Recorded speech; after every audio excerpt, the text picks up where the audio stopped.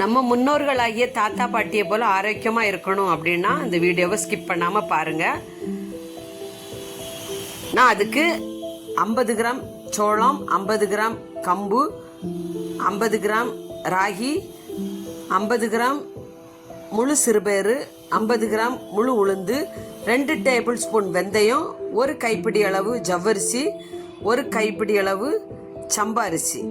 நீங்கள் சம்பா அரிசி இல்லைன்னா நார்மல் அரிசி சேர்த்துக்கிடலாம். இது எல்லாத்தையுமே நீட்டாக டேப் வாட்டரில் க்ளீன் பண்ணிவிட்டு ஒரு 12 ஹவர் ஊற வைக்கணும். அதில் ஒரு 6 ஹவர் ஊறின பிறகு தண்ணியை நல்லா வடிச்சிட்டு அப்படியே வச்சிடணும். அப்போது இந்த சிறுபயிரும் உளுந்து வந்து சீக்கிரமாக முளை கொடுத்துரும். பாருங்கள், இப்படி முளை கொடுத்து வந்துடும்.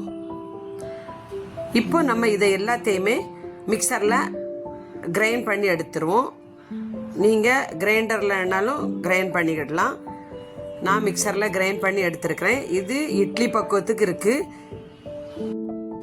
நம்ம வந்து இன்றைக்கி தோசை சுட போகிறனால கொஞ்சம் சால்ட்டும் சேர்த்து தனியாக கொஞ்சமாக எடுத்து அதை மட்டும் தண்ணி சேர்த்து தோசையாட்டு சுட போகிறோம். நான் இதில் வந்து 8 வகையான நவதானியங்கள் சேர்த்துருக்கிறேன்.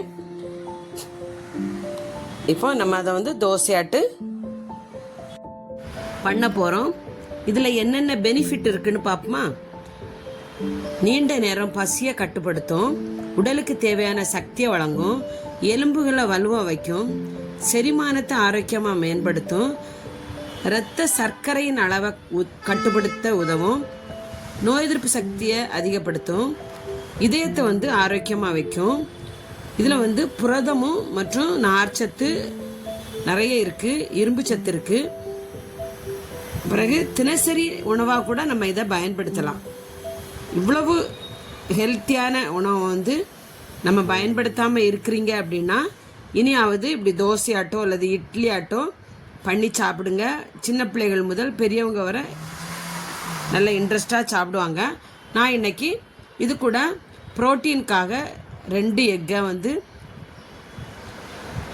சேர்த்துருக்குறேன். அது கூட நல்ல மிளகும் சேர்த்து ஒரு எக்கு தோசையும் ஒரு நார்மல் தோசையும் நம்ம இன்றைக்கி பயன்படுத்த போகிறோம்.